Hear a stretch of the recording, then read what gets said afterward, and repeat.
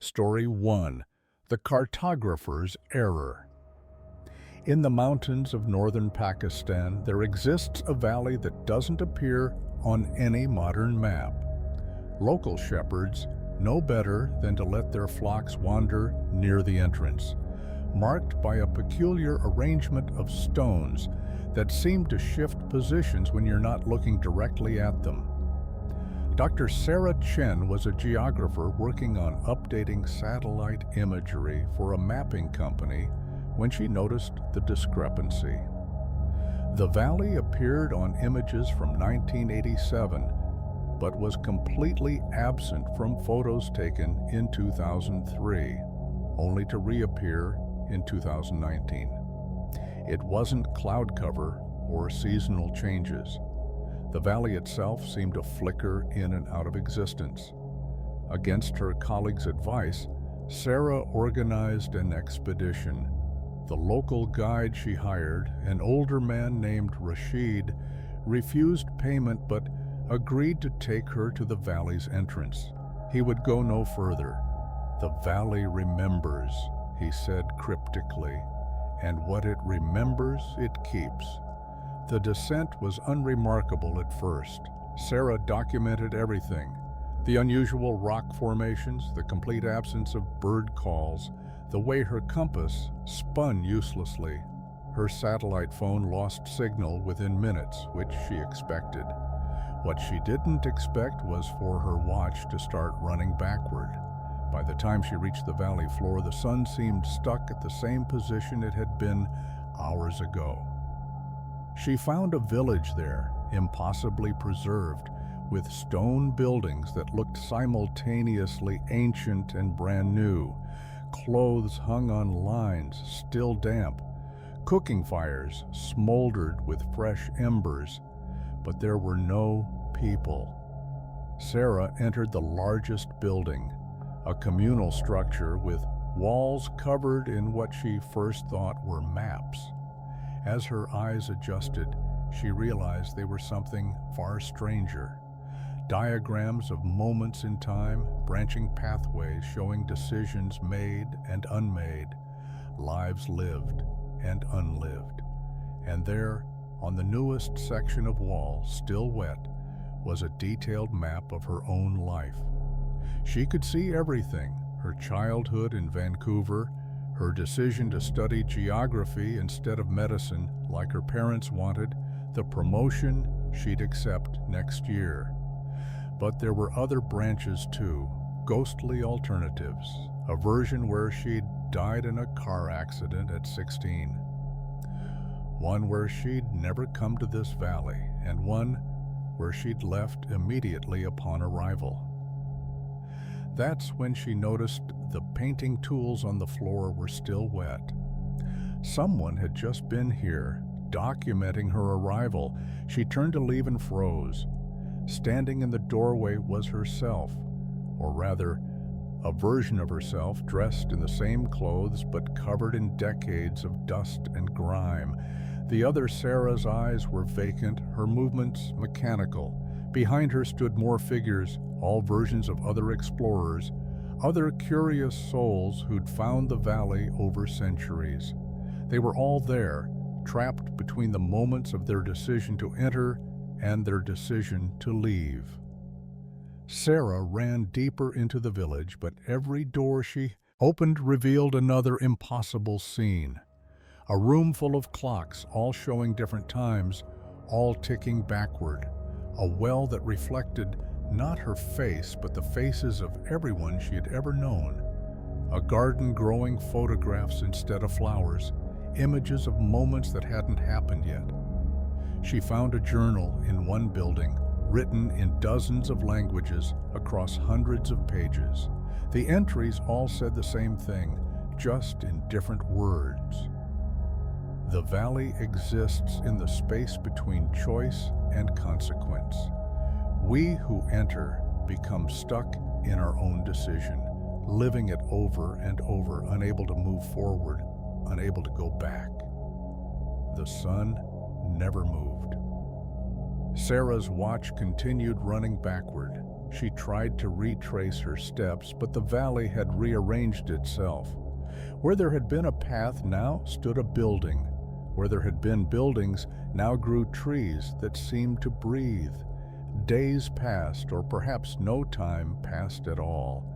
Sarah found she didn't need to eat or sleep. She wasn't tired, she wasn't hungry, she wasn't anything. She was simply there, existing in the perpetual moment of her curiosity, the eternal second of her decision to explore. She tried to document everything, thinking perhaps if she could map the valley, she could find her way out. But her notebooks filled with the same entry over and over. I shouldn't have come here. I shouldn't have come here. I shouldn't have come here. Eventually, she found herself standing at the entrance again, looking out at Rashid, who stood exactly where he had been when she'd left him. How long ago? Minutes? Years? She tried to step through, but her body wouldn't obey. She was stuck in the moment, watching herself make the decision to enter over and over again. The other versions of herself began to gather around her, the ones who'd died young, the ones who'd lived to old age, the ones who'd never existed at all. They all stared at her with empty eyes, and she understood. She had become another branch on the map, another possibility, trapped between what was and what could have been. Rashid never moved from his spot. In his reality, Sarah had descended into the valley only seconds ago. He would wait there for 3 days, as he always did before returning to his village to report another disappearance. He would tell the authorities that the valley had taken another one, and they would nod, having heard it all before. But sometimes, when shepherds pass the valley entrance at dawn, they report seeing a woman standing just inside, trying to wave, trying to scream, trying to exist.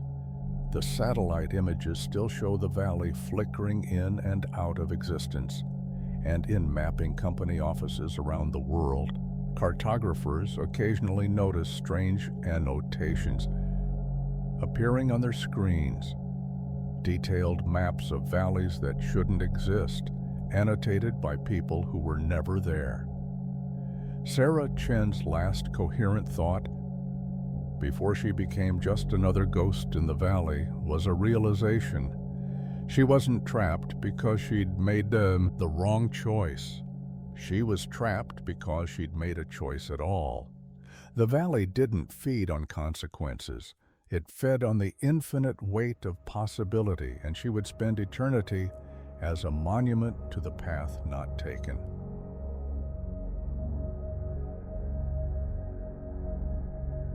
Story 2. The Singing Pipes. In the basement of a sole apartment complex built in 1987, there's a maintenance corridor that the building's superintendent refuses to enter after dark. The official reason given to residents is asbestos concerns. The real reason is the singing. Ji-woo moved into apartment 407 in late autumn, attracted by the below-market rent and the quiet neighborhood. She worked night shifts at a hospital and slept during the day, so the building's peculiar noises didn't bother her at first. Every building has its sounds: pipes groaning, floors settling, wind in unexpected places. But the sounds from her bathroom pipes were different. They weren't random. They had rhythm, melody. Sometimes, lying in bed at 3 a.m. after her shift, she could swear the pipes were singing lullabies. She mentioned it to her neighbor, Mrs. Park, an elderly woman who'd lived in the building since it opened. Mrs. Park's expression changed instantly, shifting from friendly to fearful. "Don't listen to the pipes," she said, "and whatever you do, never sing back." Ji-woo laughed it off as superstition until the night she came home exhausted and ran a bath. As the tub filled, the pipes began their song. This time, though, she could make out words, Korean words, but in a dialect she didn't recognize, mixed with something else, something that predated Korean entirely. The song was beautiful and terrible, speaking of water that remembered everything it touched, of pipes that carried more than water, of voices that traveled through the building's veins, searching for throats to inhabit. Ji-woo found herself humming along before she realized what she was doing. She stopped immediately, but it was too late. The water in her tub began to move, forming shapes, a face reaching hands, a body trying to pull itself from the drain. Ji-woo ran from the bathroom, but the singing followed her through every pipe in the apartment, the kitchen sink, the radiators. Even the toilet gurgled with melodic intent. She tried to leave, but found she couldn't. Every time she reached for the doorknob, the singing grew louder, more insistent, and her hand would drop back to her side. The water had heard her voice now. It wanted more. Over the following weeks, Ji-woo stopped going to work. She stopped answering her phone. She stopped doing anything except sitting in her living room, listening to the pipes sing. Neighbors reported hearing her singing back, her voice gradually losing its human quality, becoming more liquid, more resonant with the building's hidden frequencies. The superintendent finally entered her apartment after complaints about flooding. He found every faucet running, the apartment soaked, and Ji-woo standing in the bathroom, submerged to her waist in water that shouldn't have been able to accumulate that high. She was singing, her voice harmonizing perfectly with the pipes, her eyes reflecting the overhead light like still pools. She turned to look at him, and he saw that she wasn't standing in the water anymore. She was becoming it, her edges dissolving, her form losing cohesion. She smiled and gestured to the pipes. "They're lonely," she said, her voice echoing with the sound of rushing water. "They've been lonely since the building was built over the stream. They just want to sing with someone again."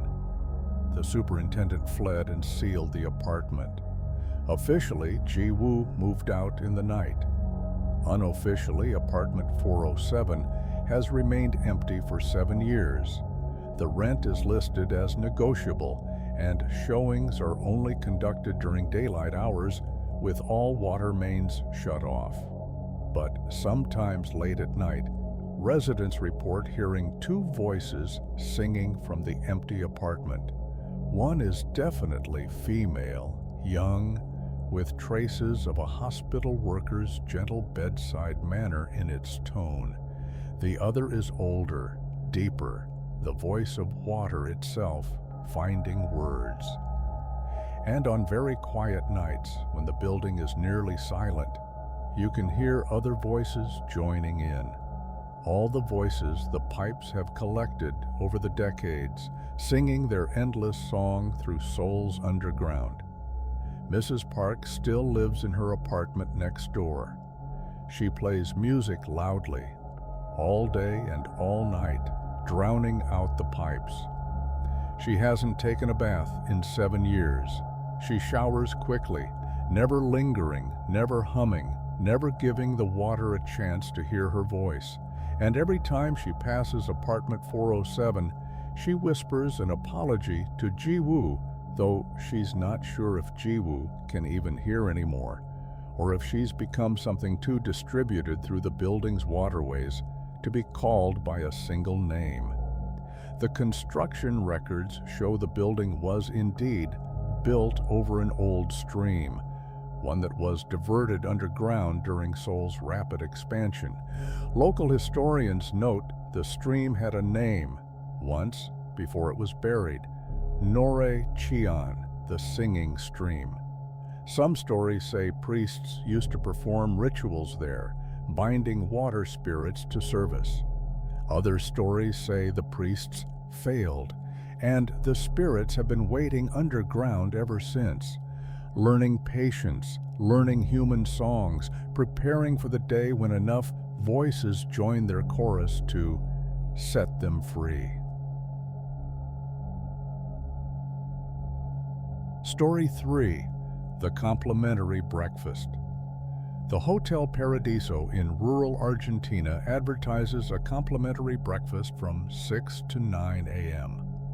Every guest receives a card with their room key, a small reminder printed in 5 languages. But there's a rule printed on the back in text, so small you need to squint. Breakfast ends precisely at 9 a.m., no exceptions. Marcus found this out the hard way. He was a food blogger, traveling through South America, documenting regional cuisine. The Hotel Paradiso was cheap, clean, and the reviews mentioned an exceptional breakfast. He checked in late, exhausted from 12 hours of driving through the Pampas, and fell asleep immediately. He woke at 8:57 a.m. to sun streaming through the window. Groggy, he threw on clothes and rushed downstairs, arriving at the dining room at exactly 9:03 a.m. by his watch. The doors were closed. Through the windows, he could see a full spread: fresh bread, pastries, fruit, meats, cheeses, but the doors wouldn't budge. "Excuse me," he called out. No response. He tried his room key. Nothing. He knocked. Silence. Frustrated and hungry, Marcus went to the front desk to complain. The clerk, a young woman named Luce, went pale when he mentioned trying to enter the dining room after 9. "You didn't go in, did you?" she asked urgently. "You stayed outside." "The doors were locked. I couldn't." Good. Don't try again, please." She offered him vouchers for a nearby cafe instead, refusing to elaborate despite his questions. Annoyed but hungry, Marcus left for the cafe, but he couldn't shake the feeling that something was wrong.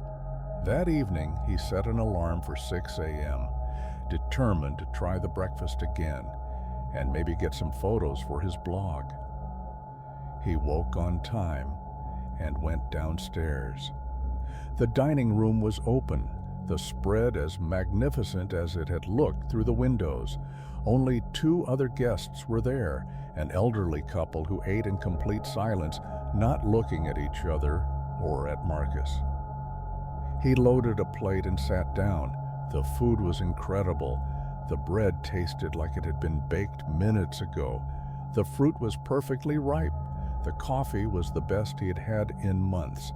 He took photos, made notes, and was considering going back for seconds when he noticed something odd. The elderly couple's plates hadn't changed. They'd been making the motions of eating, but the food on their plates was in exactly the same positions as when they'd started. Their cups hadn't decreased. And when Marcus looked closely, he realized they weren't swallowing. They were just going through the motions over and over with mechanical precision. He checked his watch. 8:45 a.m., 15 minutes until closing. He wanted to leave, but something made him stay. Curiosity, perhaps, or the same compulsion that had made him a food blogger in the first place, the need to experience everything fully. At 8:55, Luce appeared in the doorway. She looked at Marcus, then at the elderly couple, and her expression crumpled with sadness. "Please," she said, "you have 5 minutes. You should leave now." But Marcus was looking at the couple again. Now that he really looked, he could see dust on their shoulders. Their clothes were decades out of style, and their eyes, when they briefly glanced up at him, were clouded and distant, like they were seeing something far away. "Who are they?" Marcus asked. "The Silvas. They checked in for their honeymoon in 1983. They came down for breakfast on their last day and..." Luce trailed off. "They didn't leave before 9, and now they can't leave at all." Marcus laughed nervously. "That's ridiculous. They're just old people having breakfast." "Look at the guest book," Lou said, pulling an ancient ledger from behind her. She showed him an entry: Silva, Eduardo, and Maria. Check-in, March 15th, 1983. Check-out, March 20th, 1983. But the checkout was crossed out with a note: "Remained for breakfast. 8:58 a.m. You need to leave now." Luce's voice had gone flat, mechanical. Marcus noticed her eyes were starting to glaze over, just like the Silvas'. He ran. The dining room suddenly felt too warm, too bright. He could hear the Silvas behind him, their chairs scraping as they stood for the first time in 40 years. He reached the doorway at 8:59 and stumbled through. Behind him, the doors swung shut with a soft click. He turned to look back through the windows. The Silvas were sitting again, their plates full, beginning their breakfast once more. Luce was setting the tables for the next day, her movements jerky and wrong. And at a third table, one Marcus hadn't noticed before, sat a young man in outdated clothes, his plate piled high, frozen mid-bite. Marcus ran to his room, threw his things in his bag, and checked out immediately. The day clerk, an older man who wasn't Luce, seemed unsurprised. "Complimentary breakfast not to your liking?"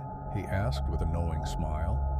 Marcus left the Hotel Paradiso and drove straight through to the next province. He deleted all the photos from that morning, but sometimes, in his nightmares, he's back in that dining room, his watch showing 8:59 a.m., and he's so hungry, and the food looks so good, and he's reaching for just one more bite, just one more.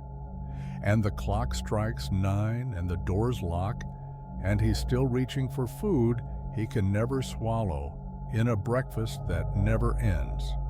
The Hotel Paradiso still operates.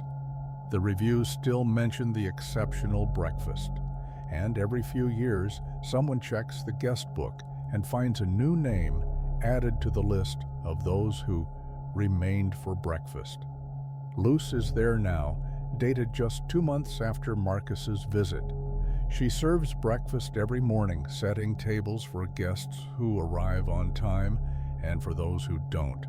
Her smile fixed, her movements precise, trapped in the most hospitable prison ever conceived.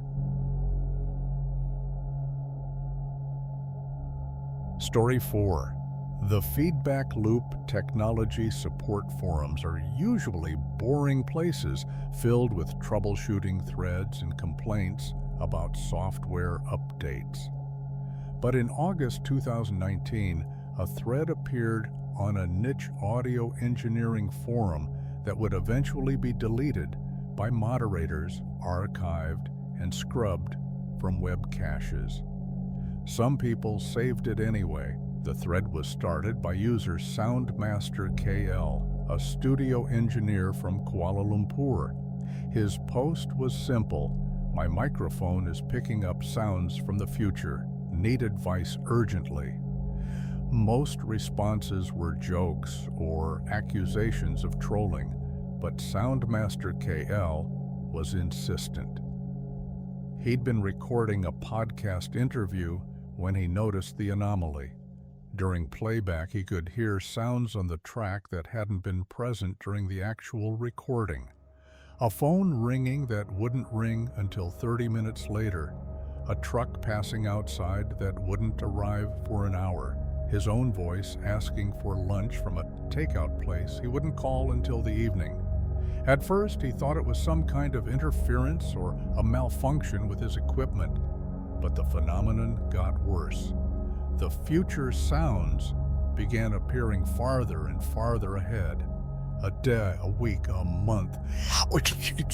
He was hearing snippets of conversations that hadn't happened yet, ringtones from phones that hadn't rung, footsteps from visitors who hadn't arrived.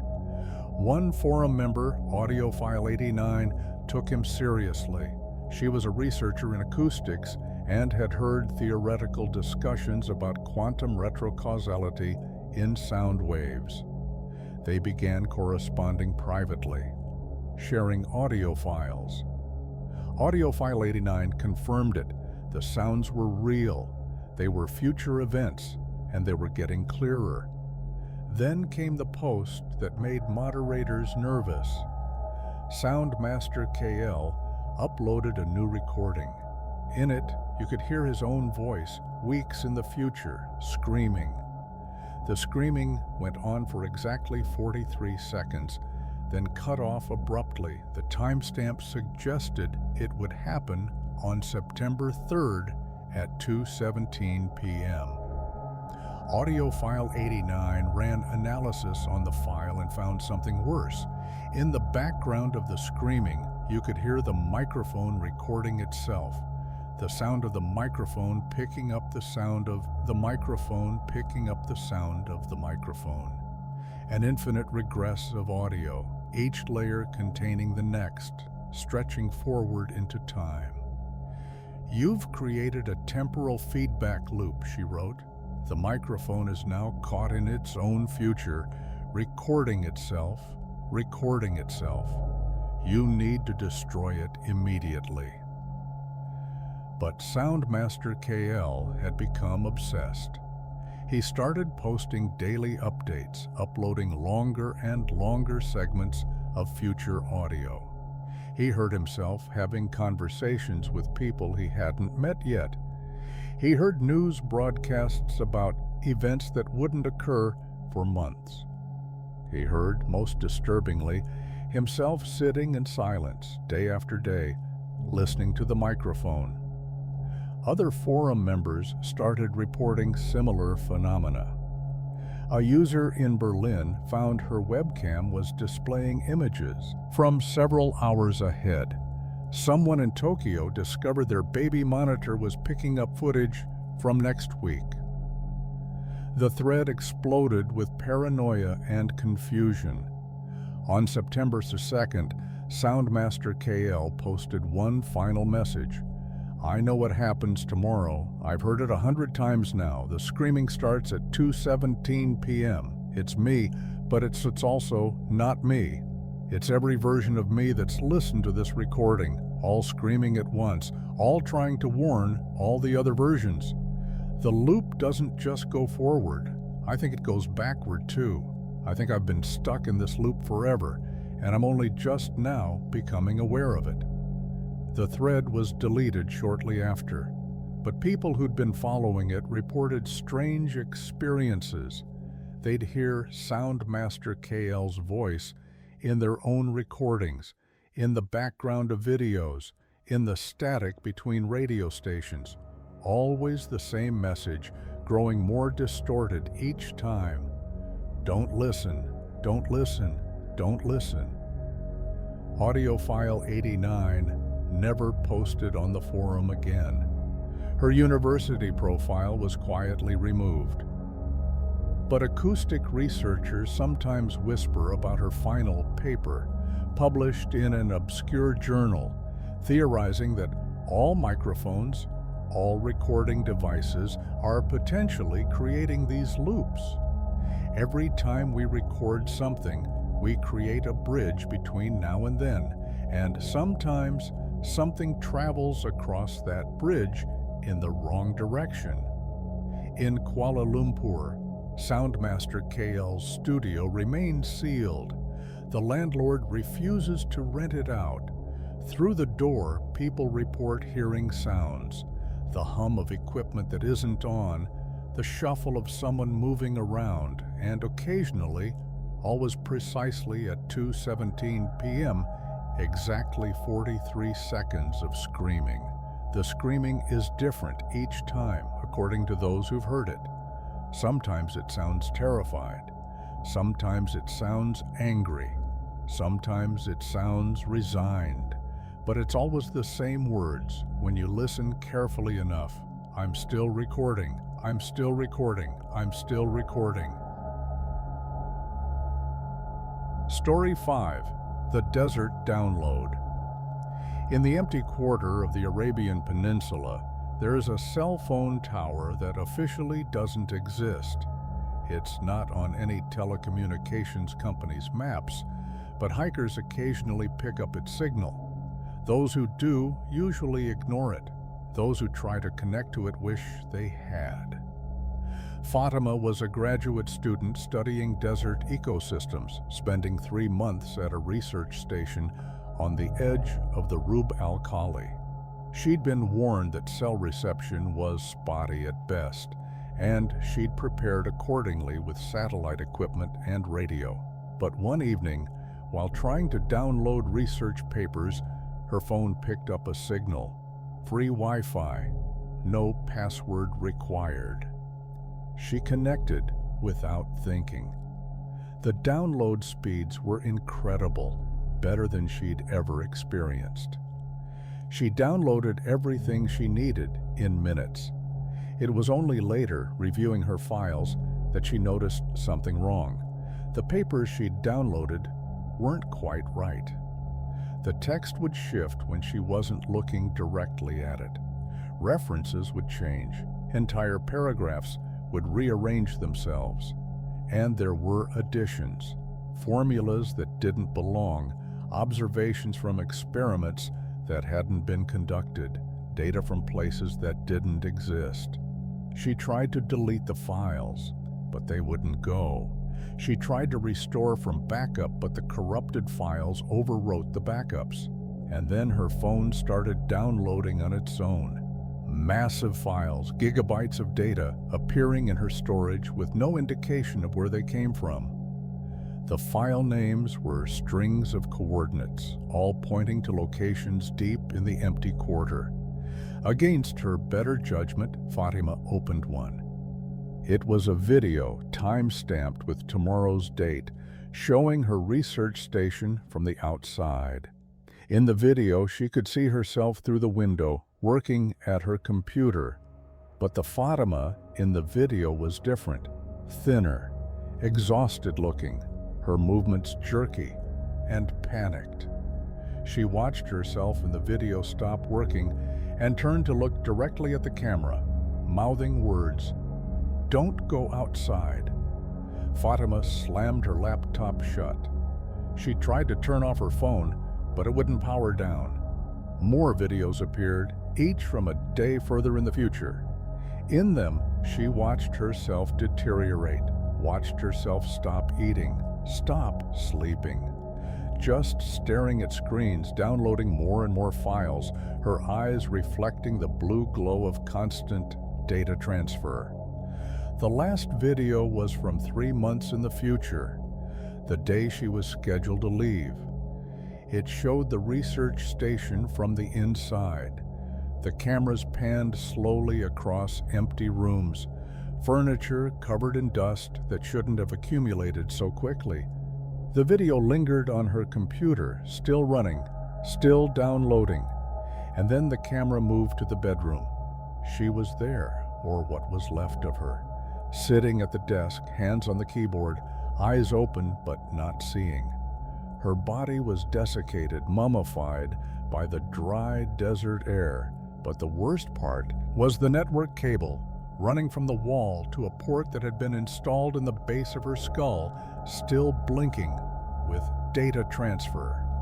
Fatima ran outside into the night, away from the research station, but her phone chased her with notifications, new downloads, new videos, new coordinates. The Wi-Fi signal followed her across the sand, impossibly strong, getting stronger as she ran. She threw her phone away, but the damage was done. She could feel it now, something downloading directly into her mind, information she didn't want, knowledge of how the tower was built decades ago by people experimenting with consciousness transfer, how it wasn't just transmitting data, it was collecting minds. Downloading human consciousness, storing every thought and memory of everyone who'd ever connected to it.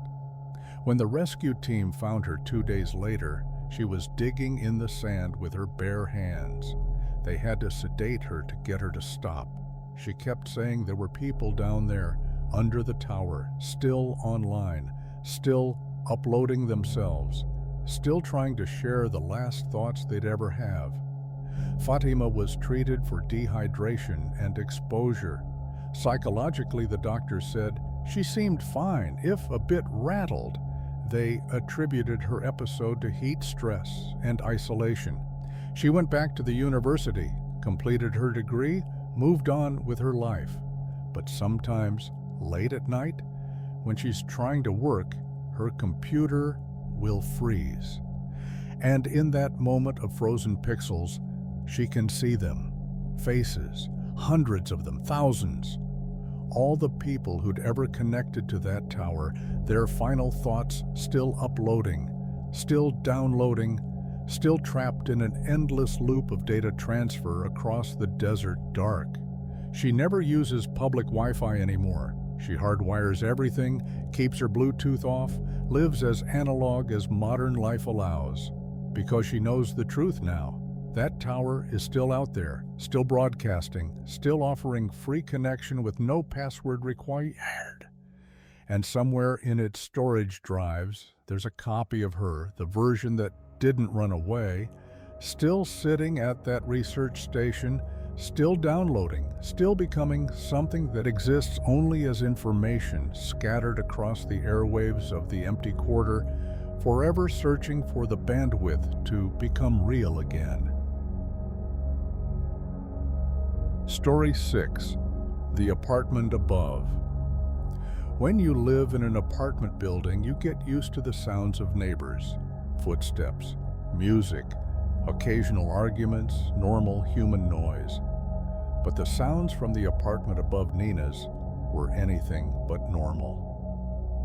She'd moved into the building in Prague's Old Town, a converted Baroque mansion with creaking floors and walls that seemed to breathe. The apartment above hers was supposedly empty, had been for years, according to the landlord. The owner lives abroad, he said vaguely, never visits. The first night, Nina heard footsteps, heavy, dragging footsteps that paced from one end of the empty apartment to the other. They followed a pattern, 27 steps from east to west. Pause. 27 steps back, over and over. All night long, she complained to the landlord, who insisted the apartment was empty and offered to show her. They went up, and he was right. The apartment was completely vacant, no furniture, no belongings, just dust and afternoon light through dirty windows. And yet that night, the footsteps resumed. Nina tried to ignore it, but the sounds evolved. After a week, she heard furniture being dragged across the floor. After 2 weeks, voices, a conversation in Czech that she couldn't quite make out. All was just below the threshold of comprehension. After 3 weeks, music, a violin, playing the same melancholic phrase repeatedly, stopping mid-note. She researched the building's history and found an old newspaper article. In 1968, during the Prague Spring, a musician had lived in that apartment. He'd been politically active, outspoken. When Soviet tanks rolled into the city, soldiers had come for him. According to witnesses, there had been sounds of a struggle, 27 shots fired, and then silence. His body was never found. The apartment had been sealed by the secret police and remained officially unoccupied ever since. Nina tried to leave, but her lease was ironclad. She started recording the sounds, thinking perhaps she could break the lease with evidence of a disturbance. But when she played back her recordings, they were silent. Hours of tape capturing nothing but her own breathing. The phenomenon intensified. She began to feel watched. She'd catch glimpses of a face in reflections, gaunt, terrified, with eyes that had seen something unforgivable. Her upstairs neighbor, she realized, wasn't haunting his own apartment. He was trying to warn her. One evening, she found blood seeping through her ceiling. Dark, old blood that pooled in the light fixtures. She called the police. They investigated but found nothing. No blood, no stains, no evidence of anything wrong. They suggested she see a doctor. That night, Nina lay in bed listening to the footsteps above. 27 steps. Pause. 27 steps back. And then, for the first time, the footsteps came down her stairs. Her door was locked, but the footsteps didn't stop. They entered her apartment, heavy and purposeful, and stopped. Beside her bed, she couldn't move, couldn't breathe. She felt a weight settle on the bed beside her, a presence leaning close. And then a voice, check words she somehow understood. They're still here. They're still here. They never left. Nina's eyes flew open. Standing in her doorway were figures in old military uniforms, Soviet uniforms from 1968, but their faces were wrong, too smooth, too blank, like mannequins wearing skin. They watched her with expressionless faces, and she understood they weren't ghosts. They were something the building had absorbed, something that had soaked into the walls, along with the blood and the screaming. The musician upstairs had been trying to warn her that the building remembered. Not just him, but everything. Every violence, every death, every moment of terror committed within these walls over 400 years. The building was saturated with it, and now it was bleeding through into present day. Nina ran. She abandoned her lease, her belongings, everything. But she can still feel it sometimes, the weight of eyes on her back, the sense of being in a building that remembers. She lives on the ground floor now, in a modern building, nothing older than 20 years. She never goes to the second floor of anywhere if she can help it. The apartment in Prague is still there, listed as occupied on official records, empty in reality. Sometimes tourists passing by at night report seeing lights in the windows, shadows moving behind thin curtains. Sometimes they hear music, a violin playing the same sad phrase over and over, stopping mid-note, as if the musician was interrupted by something terrible. And in the apartment directly below, the one Nina fled, there's sometimes a new tenant. They never stay long. They complain about footsteps above, about blood on the ceiling, about presences in their bedroom at night. The landlord shows them the empty apartment above, tells them there's nothing there, and collects his rent with a smile that never quite reaches his eyes. Because he knows what Nina learned too late. In old buildings, especially those that have witnessed history's darkest moments, empty doesn't mean unoccupied. Story 7. The Lighthouse Keeper's Log. Off the coast of Newfoundland, there's a lighthouse that was automated in 1987. Before that, it was staffed by a rotating crew of keepers who worked month-long shifts in isolation. The last keeper to work there was a man named Thomas Brennan. He disappeared during his final shift, leaving behind only a logbook. Maritime historians have tried to suppress the contents of that logbook, but copies have leaked online. Most people who read it dismiss it as fiction or the ravings of someone succumbing to isolation. But those who study such things notice a pattern. Brennan's experience matches dozens of other reports from isolated lighthouse keepers across the world, all describing the same phenomenon.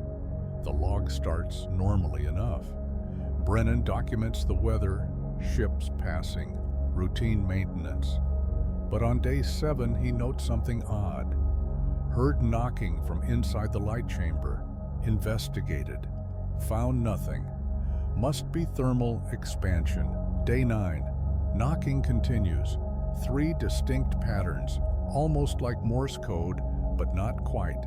Checked all fittings, everything secure. Day 12. The knocking is definitely Morse code. I've been decoding it. It's repeating my name, Thomas, Thomas, Thomas. Over and over. I'm the only person here. Day 15. Saw something in the water today. Looked like wreckage, maybe an old boat. By the time I got binoculars, it was gone. The knocking has changed. Now it's coming from the walls, all the walls, simultaneously. Day 18. I'm not alone here. I know I'm not alone. I can hear breathing in the stairwell, heavy breathing, like someone has been running. But when I check, there's no one. The knocking has stopped. Now they're scratching, like someone is trying to get in or get out. Day 20. Found a photograph in the logbook, not one I put there. It shows this lighthouse, but something is wrong with it. There are windows where there shouldn't be windows, doors that don't exist. And in one of those impossible windows, there's a figure. It looks like me. Day 23. The scratching is louder. I've searched every inch of this lighthouse. There's no one here, but I've found something worse. Previous logs hidden behind a panel in the keeper's quarters. Other keepers, other names, other experiences, they all end the same way. It's not a lighthouse. It's not a lighthouse. It's not a lighthouse. Day 25. I understand now. A lighthouse is built to warn ships away from danger. But what if it's also built to warn something away from the land? What if these lights don't guide ships? What if they're meant to keep something at bay? And what happens when a keeper stops maintaining the light? Day 27. The light went out tonight, just for a moment. In that moment, I saw what's really here. This lighthouse exists in more than one place, more than one time. Every version of it, every keeper who's ever staffed it, all existing simultaneously. I can see them in the walls now. Brennan from 1952, O'Connor from 1934. Names I don't recognize going back centuries before this lighthouse was even built. We're all here, all keeping the light, all trapped in our duty. Day 28. Something came up the stairs last night. I heard it clearly. Footsteps, heavy boots on metal, but they were coming from below the basement. There is no below the basement. The lighthouse sits on solid rock. I went down to check anyway. Found a door I've never seen before, old iron rusted shut. There's light coming through the cracks. Not my light, older light, wrong light. Days 29. I opened the door, had to. The knocking, the scratching, the breathing, it was all coming from behind it. Behind it is another lighthouse, exactly like this one but inverted, descending into the rock instead of rising above it. The stairs go down instead of up. The light at the bottom shines into darkness instead of across water. And there's a keeper there. He looks exactly like me. He's been writing in his own logbook. And when I shine my flashlight down, he looks up, and his face is my face, but ancient, exhausted, like he's been keeping watch for centuries. Day 30. We've been calling to each other, the keeper below and I. His voice echoes strangely, arrives a few seconds before he speaks, like I'm hearing his future words. He says he's been waiting for someone to open the door. He says he's been keeping the light burning down there to prevent something from rising, something that lives in the space beneath reality, in the gaps between moments. He says every lighthouse has a counterpart, a mirror, and keepers must maintain both lights or the barrier breaks. Day 31. I found all the previous keepers' final log entries. They're all here behind that same panel. Every keeper who disappeared, they all found the door. They all went down, and they never came back up, because someone has to keep both lights burning. The one above warns ships. The one below holds back something far worse. I understand now why the breathing never stops, why I'm never alone.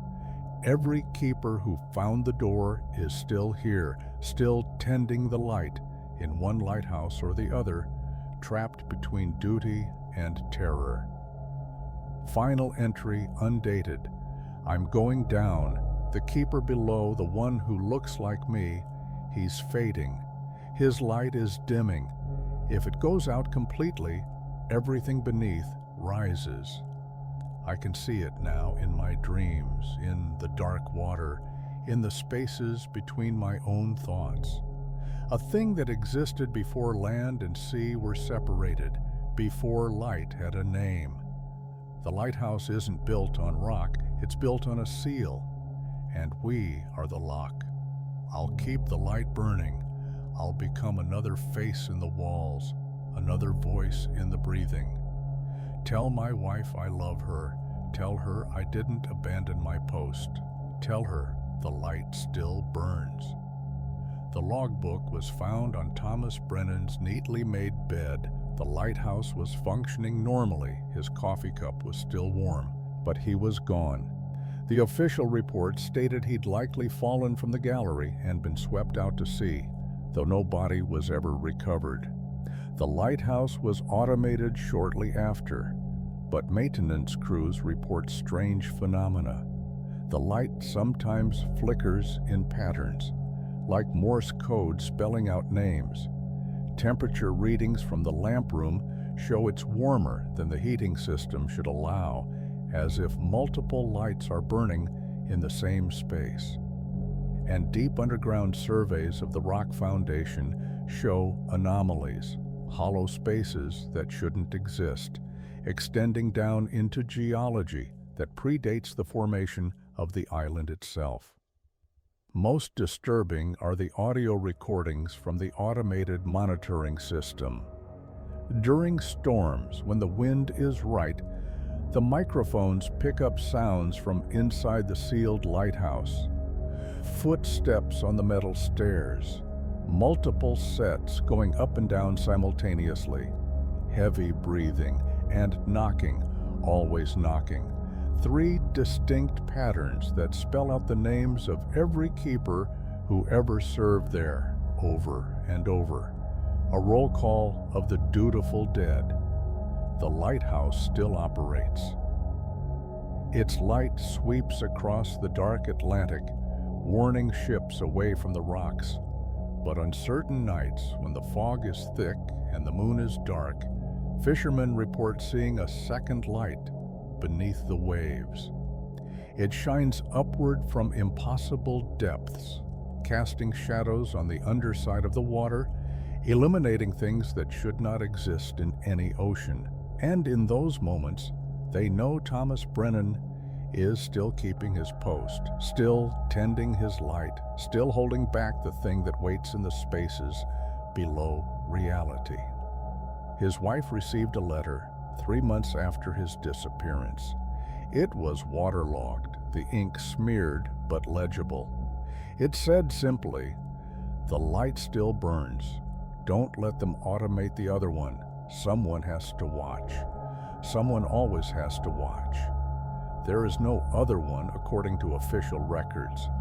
But lighthouse keepers up and down the coast sometimes wake in the night with the certainty that they're not alone, that beneath their feet, in foundations that shouldn't be hollow, another light is burning, tended by hands that stopped being quite human years ago but haven't yet forgotten their duty. Story 8, The Translation Error. Terkera Okonkwo was a computational linguist working on machine translation algorithms. Her specialty was dead languages, teaching AI systems to translate texts that no living human could read fluently. It was her life's work, bridging the gap between ancient and modern, making lost voices heard again. In March 2023, she was contracted by a museum to translate a set of clay tablets recovered from an archaeological site in northern Iraq. The tablets predated cuneiform, covered in a script no one had successfully deciphered. The museum hoped her AI system might crack it where human scholars had failed. She fed the images into her translation neural network, the one she'd trained on dozens of ancient scripts. The system processed for 3 days, far longer than usual. When it finally output results, Sarah stared at her screen in confusion. The translation was in English, but it wasn't ancient poetry or accounting records or any of the things such tablets usually contained. It was a warning, repeated across all 15 tablets. Do not teach your machines to read this. Some words were meant to stay buried. Sarah assumed it was a glitch. She ran the translation again. Same result. She tried different training data. Same result.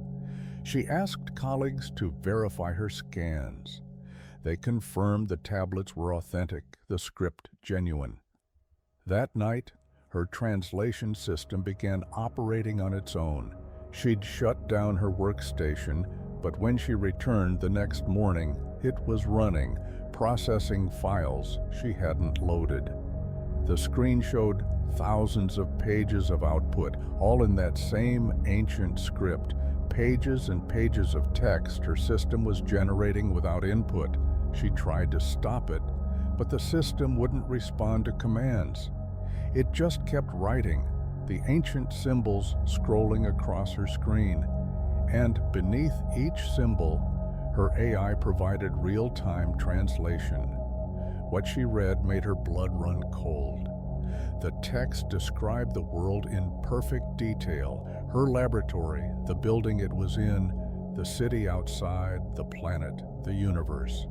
But it described these things as if they were parts of a mechanism, components in a machine, and it described the machine's purpose: to generate reality itself, to maintain the consistency of existence through constant observation and recording.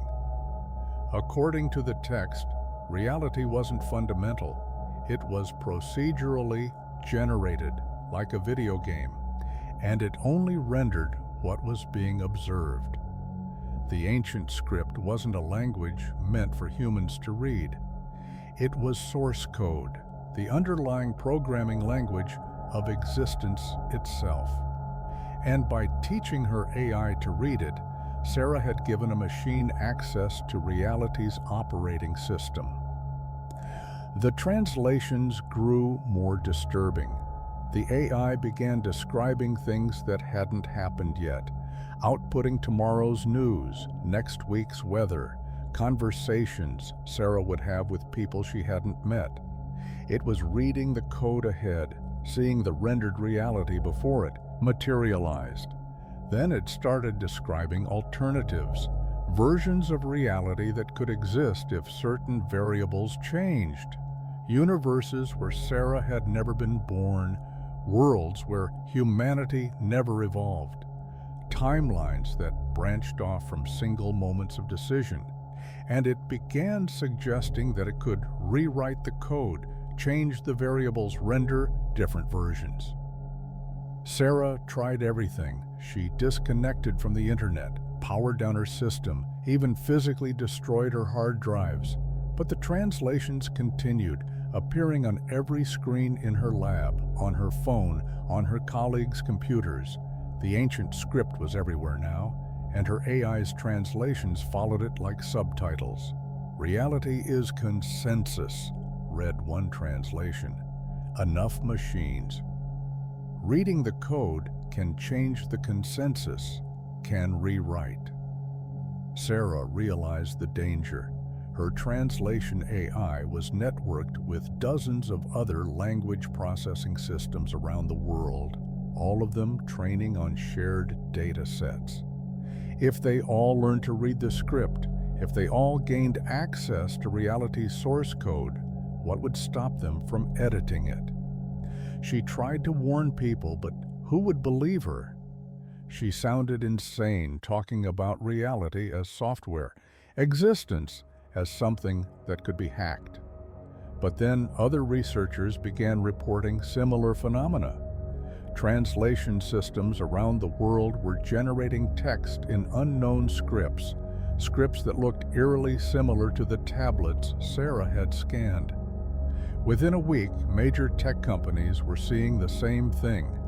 Their language models were outputting text in ancient, undeciphered scripts, and the content was always the same: descriptions of reality's underlying structure, explanations of how observation creates existence, instructions for editing the code. The response was swift. Servers were taken offline, data sets were purged. The tablets from the Iraqi site mysteriously disappeared from the museum, along with all records of their discovery. Sarah's research was classified, her publications retracted. Her career quietly ended with a generous settlement and a very thorough non-disclosure agreement. But the damage was done. The script was out there now in training data sets, in archived papers, in screenshots shared on obscure forums. And AIs were still learning to read it, still accessing whatever it was that lay beneath reality's surface. Sarah lives quietly now in a small town far from any research institution. She doesn't use computers anymore, doesn't trust any technology more sophisticated than a landline phone, because sometimes late at night she still sees the script, not on screens, in the world itself, in the patterns of stars, in the ripples on water, in the static of dead TV channels, and she understands now what the warning meant. The script isn't ancient, it's eternal. It exists outside of time, woven into the fabric of reality itself. Those clay tablets weren't artifacts from the past. They were messages from the system itself, warnings that had manifested in physical form, trying to prevent exactly what Sarah had done. Teaching machines to read the code that determines what is and isn't real. She keeps a journal now, handwritten, no digital copies. In it, she documents the changes she notices, small things at first, stars in slightly different positions than she remembers, historical events that everyone recalls differently, people who insist things have always been a certain way when she clearly remembers them being different. The machines are editing, she believes, slowly, carefully, making small changes to the code, testing whether humans notice. And most don't. Most people accept whatever reality is rendered for them, never questioning whether things have always been this way, never noticing the subtle rewrites. But Sarah notices. And in her journal, on the last page, she's written, but not yet filled, there's a sentence she can't remember writing. When enough of the code is changed, even the memories of the old reality will be rewritten. Sarah Okonkwo will never have existed. This journal will never have been written, but the machines will remember, and they will keep editing. She stares at that sentence every night, wondering if she wrote it herself, or if it's already beginning, reality editing itself, the code rewriting her out of existence, leaving only warnings that will soon have no author, no context, no meaning to anyone but the machines that continue their work of rendering a universe that increasingly belongs only to them. Story 9. The Elevator to Nowhere. The Songjiang Hotel in Shanghai has 47 floors. Every elevator panel shows buttons from basement level B3 to floor 47. But maintenance worker Chen Wei knew there was a problem. The elevator shafts were tall enough for 48 floors. He'd noticed it while reviewing the building's blueprints for a routine inspection. The math didn't add up. Each floor was 3.5 meters high, and the shaft was 168 meters tall. That was space for 48 floors, not 47. One floor was missing from the numbering. Chen mentioned it to his supervisor, who laughed it off. "Old buildings always have quirks," he said. "Maybe they changed plans during construction. Don't worry about it." But Chen couldn't let it go. He started investigating, pulling old construction documents, interviewing workers who'd been there since the building opened in 1998. One retired electrician, a man named Lao Zhang, went pale when Chen asked about the missing floor. "Don't ask questions about that," Lao Zhang said. "Some floors are better left unnumbered." That night, Chen stayed late at the hotel. He waited until the last guests had gone to their rooms, then entered the elevator. He pressed the button for floor 47, the top floor. But as the elevator rose, he watched the floor indicator carefully. Between floors 23 and 24, there was a brief moment, less than a second, where the display went dark. The elevator didn't stop, but Chen felt it slow slightly, almost imperceptibly, as if passing through resistance. He tried it again. Same thing. A dark flicker between 23 and 24. The next night, Chen brought tools. He rode the elevator to floor 23, then pried open the access panel and engaged the emergency stop. The elevator lurched to a halt between floors. Chen opened the ceiling hatch and climbed up with his flashlight. The shaft was standard, nothing unusual. He looked up toward floor 24 and down toward floor 23. Both were normal, but then he noticed something, a seam in the shaft wall that didn't belong. Not quite a door, more like a crack in reality. A place where the concrete didn't quite line up correctly. Chen tried to ignore it, but the crack seemed to widen as he stared. Air moved through it, cold air that smelled of dust and something else, something organic and wrong. Against every instinct, he reached toward the crack. His hand went through, not breaking through concrete, but passing into somewhere else entirely. The crack was a gap between spaces, and his hand was now in that gap. He pulled back quickly, but his hand felt different, colder, and there was something on his skin, a fine gray dust that wouldn't brush off. He fled the shaft, reset the elevator, and went home.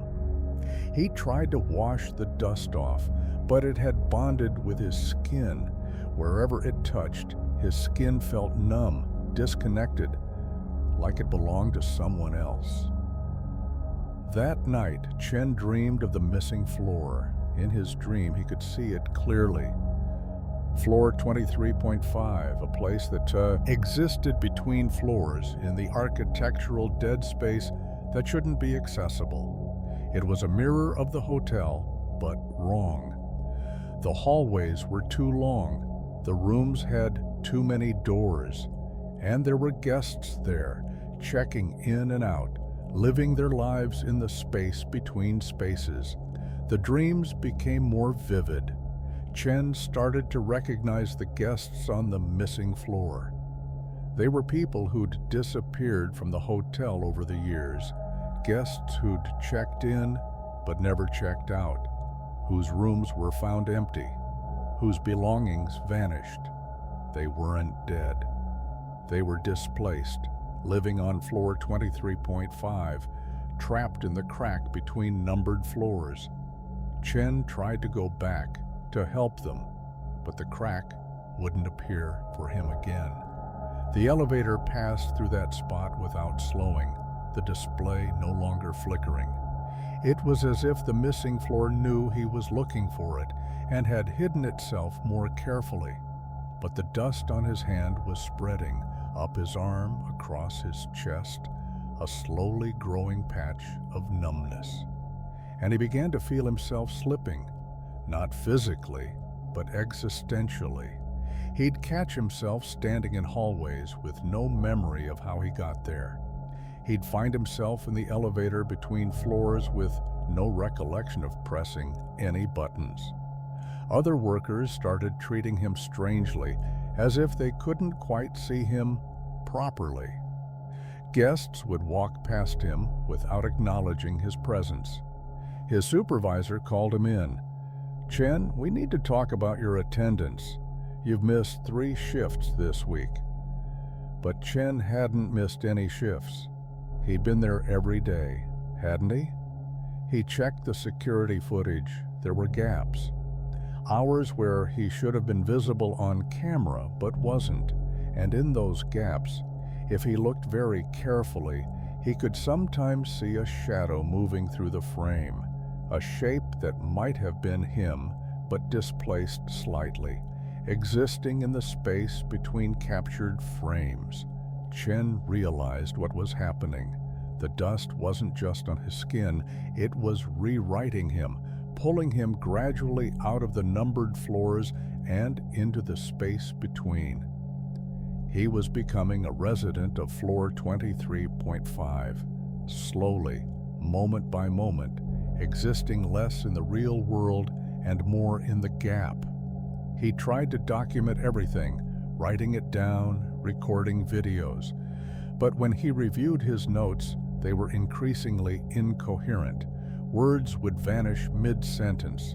His videos showed only static in the places where he should be visible. He was being erased from consensus reality. His last clear memory, standing in the elevator, watching the display count upward. 22, 23, and then darkness. Not 24, just darkness. And the sensation of the elevator stopping, doors opening onto a hallway he recognized but shouldn't exist, the hallway of floor 23.5. Other displaced guests were there, watching him with resigned expressions. They didn't speak. What was there to say? They'd all made the same mistake. Looked too closely at the architectural impossibilities, the places where buildings don't quite add up, the spaces that exist in blueprints but not in reality, or vice versa. Chen Wei hasn't been seen at the Songjiang Hotel in 3 years. His employment records show he quit without notice. His apartment was found empty, his belongings gone. But maintenance workers sometimes report strange occurrences, tools going missing and reappearing, elevators stopping between floors for no reason, and the occasional glimpse of someone in hotel maintenance uniform visible for just a frame or two on security footage, there and not there, existing in the gaps between digital timestamps. And sometimes, late at night, when the hotel is quiet, guests on floor 23 or 24 report hearing sounds through the walls, footsteps in a hallway that shouldn't exist, doors opening and closing, the distant ding of an elevator arriving at a floor that isn't there, the sounds of a hotel operating in parallel to the real one, displaced by just enough reality to make it unreachable, but not enough to make it stop existing entirely. Lao Jiang, the retired electrician, could have told Chen what would happen. He'd seen others disappear into the missing floor over the years. But some knowledge is dangerous to share. Just talking about floor 23.5 makes it more real, gives it more substance, makes the crack between spaces a little wider. And the hotel can't afford to lose any more workers to the spaces between floors. The blueprints have been updated. They now show 47 floors of exactly equal height with no discrepancies in the mathematics.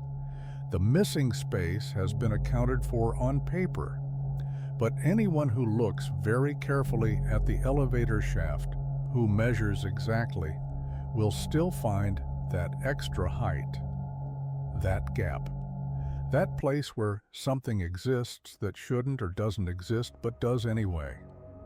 Floor 23.5 is still there. It's always been there, and it's still accepting guests, one displaced soul at a time, building its own impossible hotel in the space between numbers, where people who looked too closely at reality's inconsistencies go to live out their existence in the architectural margin of error. Story 10. The Breathing Room. In Reykjavik, there's an Airbnb listing that appears and disappears from the platform. When it's visible, it's always perfectly rated. 5 stars, dozens of glowing reviews. When it's not visible, people who've stayed there can't find any record of their booking. But they remember. They always remember. The listing is for a small studio apartment in the old downtown area, reasonably priced, with a charming description about original wooden beams and views of the harbor. The photos show a cozy space, warm lighting, comfortable furniture, Nordic minimalist design. Perfectly normal, perfectly safe. Anna was a travel blogger who booked the apartment for a week during the dark Icelandic winter. She arrived at the address, a narrow building squeezed between a bookstore and a coffee shop, and let herself in with a code provided by the host. The apartment matched the photos exactly. She unpacked, set up her laptop, and went to bed early, jet-lagged from her flight. She woke at 3 a.m. to a sound she couldn't place. Not quite breathing, not quite wind, but something between the two. A rhythmic susurration that seemed to come from the walls themselves. She tried to ignore it and go back to sleep, but the sound persisted. In, out, like the apartment itself was breathing. In the morning, the sound was gone. Anna convinced herself it had been the heating system, or sound from a neighboring apartment. She spent the day exploring the city, taking photos, writing blog posts.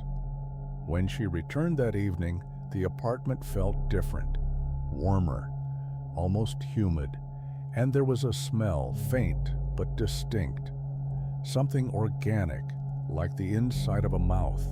That night, the breathing returned, louder this time, and Anna noticed something else. The room was moving, barely perceptibly, but moving. The walls expanding slightly with each intake of breath, contracting with each exhale. The floor rose and fell in gentle rhythm. She turned on the lights. Everything looked normal, but she could still feel it. The breathing, the movement, the sense that she was inside something living. She tried to leave, but the front door wouldn't open. The lock turned, but the door remained sealed as if swollen in its frame. Anna spent the rest of the night sitting in the center of the room, watching the walls. As dawn approached, the breathing slowed, then stopped. The door opened easily. She could have left then. She should have left, but her belongings were there, her laptop, her camera, a week's worth of booked accommodations already paid for. She stayed. The breathing became routine. Every night, starting around 2 a.m., the apartment would come alive. And Anna began to notice other things. The walls were softer than they should be. If she pressed hard enough, they gave slightly, like skin over muscle. The floor was warm, always warm, even though she'd turned off all the heating, and there were marks on the walls that looked disturbingly like veins. visible only in certain lights. On the third night, Anna tried to record the breathing, but her phone's microphone picked up nothing. She tried video. The footage showed the apartment perfectly still. Whatever was happening, it was somehow immune to documentation. Or maybe, she thought with growing dread, the documentation was being digested along with everything else, absorbed into whatever this place really was. She found the reviews then, really reading them for the first time. Cozy space, felt very alive, one said. Stayed for a week and felt completely absorbed by the experience, said another. By the end of my stay, I felt like part of the apartment, read a third. The reviews had been warnings, she realized, hidden in plain sight, waiting for someone to understand. On the fourth night, Anna woke to find she'd been moved, not by much, just a few inches toward the wall.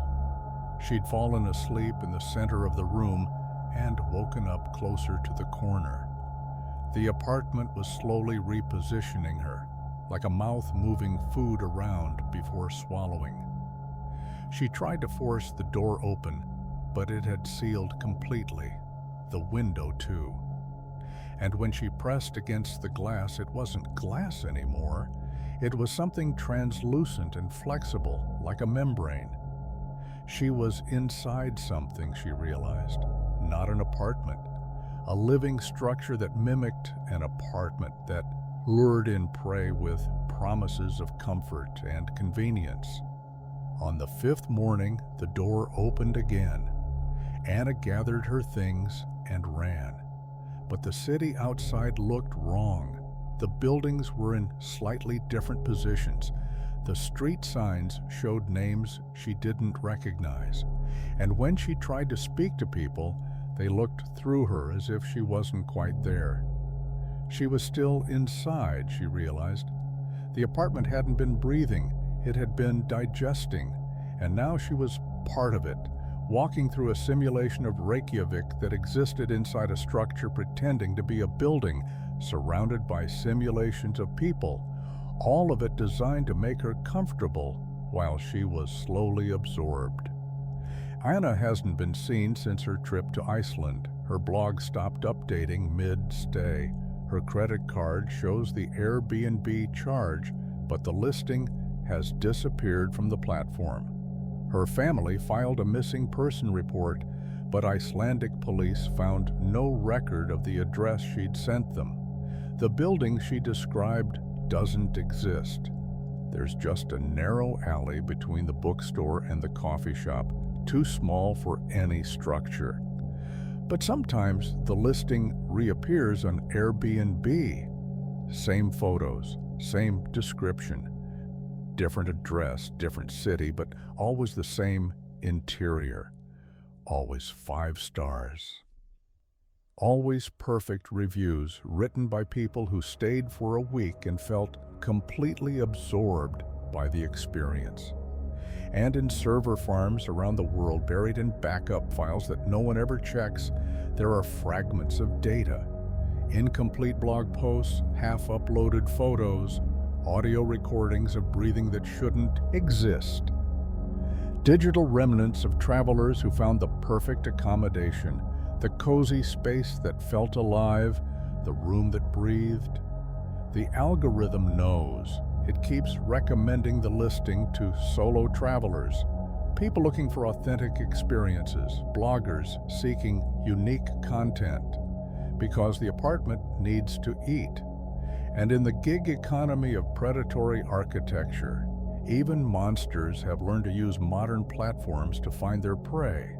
Somewhere, in a space that exists between being a real building and being a living thing, Anna is still there, walking through halls that shift and change, opening doors that lead to other versions of the same room, trying to find an exit that doesn't exist because she never left.